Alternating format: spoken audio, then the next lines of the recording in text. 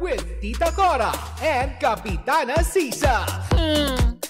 Same, pero iba! We are number 106.7 Energy FM. Bangga, wag mong sabihin radyo. Sabihin mo! Yan! Metro Mega Manila, kayo patuloy pa rin pong nakatutok sa Baklita sa Woo! Talagang nga naman maraming salamat. And of course, sa lahat pa din ng mga nakatutok sa atin via our social media platforms on Facebook, TikTok, and of course, ang ating mga team replays on YouTube channel. Oo, Mare. At saka pasalamatan din natin, Mare, syempre, ang mga si Lola Nena, si Tita Alicia Balatbat. Thank you so much for the wonderful present. Yes. Diba? Hindi man natin, naramdaman pa natin. Nung 3-piece donut. Oo. In fairness, yung cute-cute, no? Nang ganun. Naramdaman mo ang Valentine's Day. Yes. Thank you so much, Tita Alicia Balatbat and Lola Nenas. Thank you so much. At saka sa mga, Mare, batiin din natin yung mga biniyak ang pakwa nung Valentine's Day. Ay, sana all. Hindi ka ba nabiyakan ng pakwan? Hindi, wala. Natulog ako. Antok na antok talaga ako eh. Hindi mapula ang hasa. Nung Biyernes, talagang sinasabi ko, may nakakita ng bulaklak. Parang tipong, ay, ano ka, tutubi? Gano'n, diba? Gitera! Mga tipong may hawak na lobo, dumadaan sa harapan ko, ay, sisingaw din yan. Eto, Mare, bigyan natin sila ng pampahab. Good vibes. Araw naman ng Lunes ngayon. Eto na, diba? Doon sa mga sawi. Doon sa mga walang ka-Valentine's, eto na. Dahil bibigyan kayo ng pagkakataon ng Bingo Plus na magkaroon ng 500 pesos for today. Correct. Kaya nga naman, eto na, ipasok na natin ang ating Pinoy Drop Ball para sa ating Bingo Plus Panalo. Bingo Plus Panalo! Sabi pala yun. Meron pala kasing intro. Bakit sinasabi ako? Bakit kasi ako nagbibida-bida? Nakakaloka. Anyway, sumanggit ko na rin naman. Live. Ang Bingo Plus Panalo, hatid yan sa atin ang Bingo Plus. Bingo sa saya, plus sa panalo. Eto na. Paikot-ikutin na natin ang mga bola. Ang bola sa ating Pinoy Drop Ball. Saan kaya tatalembong, tatalbog at lalagapak ang bola for... Ay, ayan, tumalon. Ayan na. Ayan. Huminto ang bola sa Nine of Hearts. Ulitin ko lang po huminto ang bola. Ayan na lumaglag sa ating Pinoy Drop Ball sa Nine of Hearts. Wala kayo ba pwedeng gawin kundi tandaan lamang ang ating lucky card for the day dahil mamayang gabi sa programa ni Kuya Chico ay magpapaikot siya ng ruleta kung saan nandoon ang aming mga programa. Sakaling matapat sa programa Baklitas, kailangan yung masabi ang Nine of Hearts para makuha mo ang on-air premyo na 500 pesos. Correct. And of course, additional 500 pesos yan kung sakaling ikaw ang mapipili sa ating digital or sa ating mga official digital platforms ng Energy FM. Instant 1,000 pesos yan na hatid ng Bingo Plus sa Bingo sa Saya plus sa Panalo. Siyempre, paalala pa rin natin sa lahat that gaming is 21 years old and above only. Keep it fun. Game responsibly. At sumayin nyo na naman ang isang edisyon ng ating Bingo Plus Panalo. Hatid yan sa atin ang Bingo Plus sa Bingo sa Saya plus sa Panalo. Panalo. Ay, Mare, kunin din natin ang pagkakataon nito na na bukas ay anyayahan natin ang ating mga na abangan ng Baklita sa podcast. Ayan. Episode 3. Diba? Malapit na. Maraming salamat sa lahat ng umantabay at nanood ng episode 1 and 2 natin. This coming Wednesday on Spotify, of course, ang ating episode 3. Yes, pero kung kayo ay naiinip na, panoorin nyo muna yung episode 2 natin. Tama, dahil yung episode 3, makaka-relate kayo doon na papanahon. Madaming makaka-relate siya, diba? Kung ano man yan ang aming mga sinasabi, sa Wednesday po ang tabayanan nyo yan. Correct. Diba? Mag-chismisan na tayo. Tama, diba? So, eto na. Yes, ayan. Hintayin mo natin umikot yung camera. Gumanon muna tayo. So, kailangan pumaling ako dito. Correct. Oo. Diba? Change frame. Handa ka na ba? Correct. Handa na kayo. Dapat gano'n. Dapat dito ulitin natin. Hindi mo paikot. Handa ka na ba? Oo. Handa. Hindi pa rin. Ayan. Pero ito, Mare, nakakaloka. Alek! Matapos ang kontrobersi ang kinasangkutan ni Maris Racal at Anthony Jennings noong 2024. Oo. Kung saan isinawalat ng dating kasintahan ni Anthony Jennings na si Jamela Villanueva hindi pa rin siya tumitigil. ang umanay panloloko ng aktor. Oo. Teka lang naman. Ay, sorry. Wait ka lang. Okay? Okay. Kasama si Maris ay tila naka-recover na ang dalawa mula sa iskandalo. Oh. Sa isang palaya, Mare, ay sinagot ni Maris Racal ang tanong kung kumusta na sila ni Anthony Jennings. At matipid ang sagot niya. Tulad sabi ng... lang niya ay we're good. Ayon sa actress ay nananatili silang profesional sa trabaho. Lalo na sa set ng kanilang teleseryeng Incognito. Ang sabi nga ni Maris Racal, Mare, right now sa set, we've been like really supportive sa isa't isa. Professional. Oo, when it comes dun sa scene. Kasi nga, syempre hindi naman lalabas yung yung acting na hinahanap ng direktor. Correct. Kung hindi nila susuportahan ng isa't isa. We see to it that we make the scene as natural as possible. Pero Mare nang tanungin kung may galit pa ba siya kay Anthony Jennings, ang sagot ng actress ay wala.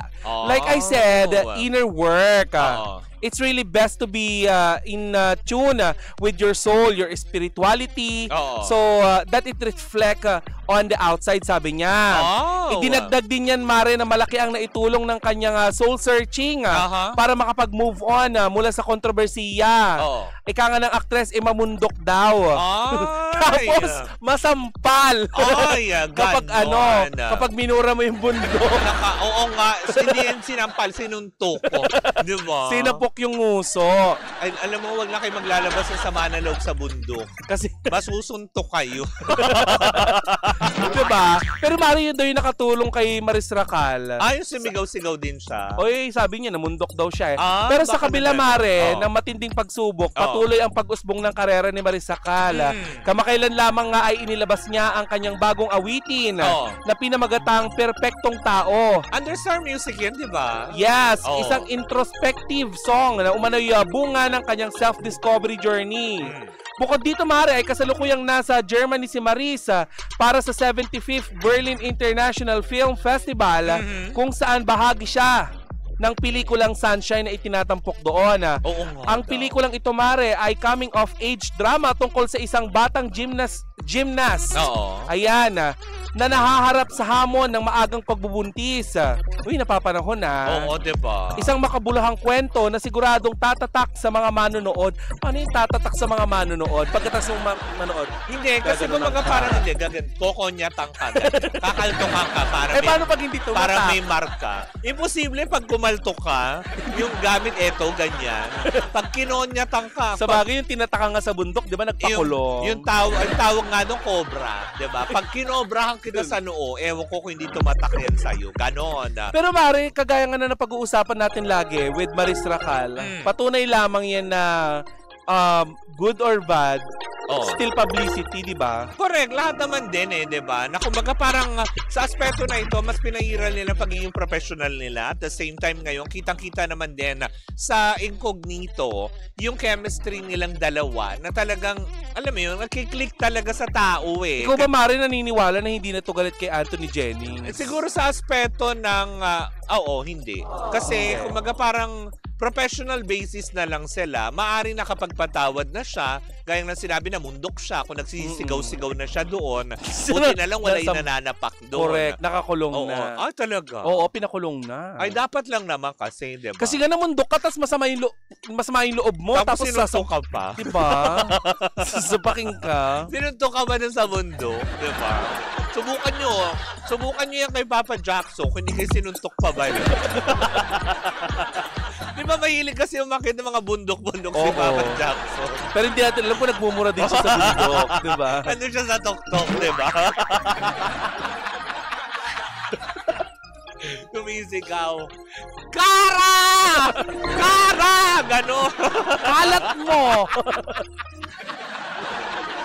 Ay, nako. Ay, nako na nakakaloka to Dias level. Pero hindi yun naman. Congratulations kay Marisa. Correct, congratulations pa rin sa patuloy na alam mo yon na pag-ariba ng incognito, 'di ba? Lalo yung nagpantit bra lang siya, 'di ba? For the first time yun. Pero it was done tastefully at hindi naman kabastos-bastos. Correct. 'Di ba? Kung hinihiling lang naman ang pagkakataon yun eh. Ikaw ba, Mare, gusto mong ganun, hinahabol ka ng nakabrat panty lang? Nangyari na yun sa akin. Nung nahuli kayo ng tunay na asawa? Hindi, nung sa isla kung saan. Yung isla-isla? Oh, bakit? Sa Boracay. Anong ginawa sa'yo doon nung hinabol ka? Doon sa may mismong bangka. Ganon. Yun yung nahuli kayo ng tanod! Ay, hindi, sorry. Noong ang panahon na yun, hindi pa nang uhuli. Ngayon lang nag-stick sa Boracay. May iiyak ka nga dati pag gaganyan eh. Hindi po, Kev, excuse me po, padaan lang. Pero hindi sila matitinag, di ba? Ikaw yung matitinag. Oh. Pero bakit ka nga nagtatatakbo? Kasi ang laki eh. Nang alin sa Guan? Ang laki nung papalo sa akin. No, diba? Ayaw mo ba ng ganon? Ayoko dahil. Hindi ko mawala yung kaluluwa ko sa katawang lupa ko, diba? Hindi naman kayo, diba? Habang hawak ko yung sagwan, baka kumapit yung kaluluwa ko doon, diba? Paano kapag sinagwan ka ng malaking sagwan? Ano reaction mo? Wala. Kasi talaga kakanta na lang ako ng Ng? Stairways to Heaven. Ganon. Nategi yung bakla. Matos agad. Oo. Kasi nga si Kapitana Sisa, ang kauna-unahang transwoman na nakawala sa malet. Hindi sila nag-succeed. I'm so sorry. That's the reason why buhay pa rin ang Grindr Empress. Ganda. Yes. Tingin nga. Ang boss si Kapitana Sisa na Grindr Empress at your service. Hindi naman trabaho. Kung may mga social media goddess, sorry. Diba? Ikaw Grindr Empress. Grindr, Tevi, and Telegram Empress. Diba? Gustuhin Naman! Diba? Marami tayong mapapanood dyan. Educational program. Ay, wala! Wala! Educational, bakit? Wala akong nakikitang educational doon. Uy, meron. Sa TV? Sa Telegram? Oy, kahit sa Telegram, wala. Sa Telegram, nandun yung ibang mga politiko. Diba? Di lalong wala. Diba? Nakakaloka. Sa TV, nga. Uy, nakakaloka yung mga balita ngayon, no? At saka, eto pa paalala sa ating mga pangga. Kung meron kayong mga sinusuportahan at ayaw nyo din naman sa mga sa mga tumatakbo ngayon, wag nyo na din bastusin. Tama. 'Di ba may nag-apologize kamakailan lamang na isang netizen na inihian yung isa sa yung poster card. Yung poster. Huwag naman tayong gano'n. Diba? Kasi kung hindi nyo naman din susuportahan, guys, wag na lang po natin, gaya na sinabi ni Tita Cora, wag natin silang bastusin, diba? Kasi, syempre, diba, nagpapakahirap din sila, pera din yung ginagastos nila, diba? So, might as well, wag naman tayo masyadong At saka ang kapangyarihan natin ay nasa ating mga kamay kapag tayo ay bumoto. Naman. Uy, ilang linggo na lang yan. Diba? Na nakakaloka, kaya antabayanan natin yan. Dahil, diba, sa darating na yan na Mayo, dapat magpakatalino tayo, gamitin natin ang ating mga utak at hindi lang basta tayo kung saan-saan lang. At saka huwag kayong tumanggap ng suhol kapalit ng inyong boto kasi yung tinatanggap nyong suhol kapalit ng inyong mga boto tiyak na yan ang hindi babago sa Pilipinas, 'di ba? True, 'di ba? Na nakakaloka. Tandaan nyo ilang taon yan uupo sa pwesto. 'Di ba? Na nakakaloka. Pero kung meron man ako nasasabihin talaga ngayon, 'di ba? Ay, kung meron kayo naman din, 'di ba? Bigyan niyo ng pagkakataon ng Sibak Party List number 93. Ayan. Sibak Party List po 'yan, 'di ba? So, yun lang naman. Tsaka ang Sibak Party List, Mare, ay God-fearing. Yes. Of course, diba? Alam naman na natin talaga na wala silang ibang inilabang kung hindi, alam mo yun, to fight against corruption talaga. Correct. Diba? So, bigyan natin ng pagkakataon, guys, ang Sibak Party List number 93. Anyways. Ikaw ba, Mare, may gusto kang pasalamatan bago tayo magpaalam? Well, wala naman. Sa ating sa lahat, of course, Bingo Plus, thank you so much again for the wonderful opportunity last Saturday sa Miss Universe Philippines. For the second time, kami po ay naimbitahan ulit. Thank you so much to witness habang ni-reveal na sa press presentation last Saturday nga ang 69 candidates vying for the title of Miss Universe Philippines 2025. Yes, talaga man pinaglalaban-labanan nila. Wala, gusto ko lang pasalamatan ng RJC Dermaglow and Aesthetic Center. Doc Jo Anieto, thank you so much. Ayan. At syempre ang Bingo Plus. Uy, batiin natin ang mga taga Bingo Plus kasi hindi nila pinabayaan. Sina Ira, Dexter, thank you so much. Sina Carlos. Tapos yung dalawang bago, naku, si Lord. Yun ang naalala ko. Lord yung pangalan niya talaga. Fairness, Tapos si paano mo bibiruin? Si Aya, ganon. Hindi ko sure yung pangalan. Pero thank you so much, Sir Christian Nagazawa, of course, kala Susie Tutor, kina David, and of course, to the rest of the guys. Yan. Darwin, correct. hello. Sino si Darwin? Yung aking mochi-mochi doon. Ay, in ganon. fairness. Yes. Ang aking human mochi. At saka sa mga kapatid natin sa media Yes. na nakasama natin. Oo naman. Thank you so much sa lahat pa din ng ating mga pangga na patuloy pa rin pong nakatutok sa atin. Ay, bukas abangin nyo kami ni Kapitana Sisa na nasa Dapo Bar and Restaurant yes! kami. Para sa sa Jojo Mendres. Yes, launching ni Sir Jojo Mendres. Ayan, makita-kita tayo dyan para magkaroon tayo ng masayang-masaya. Dahil balita ko mamimigay ng papremyo. Kaya pwede kayong pumunta doon if you want, guys. Diba? Tapos nag-imbita tayo, dinagsa. Sino nag-imbita? Yung mga bakla. Well, at least, diba, yung mga supporters, kailangan supportahan natin. At antabayanan nyo kasi malay nyo ulit mamigay ulit dito si Jojo Mendres ng ng cellphone. Ng cash prize ulit, diba? Kaya dapat kabisaduhin nyo yung kanyang kanta. Oy, comment below nga kung nag-enjoy kayo dun sa cellphone na yun nung yung pa-cellphone at saka pa-cash diba? ni Sir Jojo. Naman. Malay mo naman sa susunod ulit, diba? Oo. But anyways, magpaalam na tayo. Ayan, na nakakaloka ng bonggang-bongga. Muli po ako po si Kapitana Sisa. At ako naman po si Tita Cora. And we're still same pero iba. Tuloy-tuloy pa rin po ang ating tugtugan. Siyempre, dito po lamang yan sa number 106.7 Energy FM. Pagka wag mong sabihin radyo, sabihin mo Energy! Pinapapagod na ko.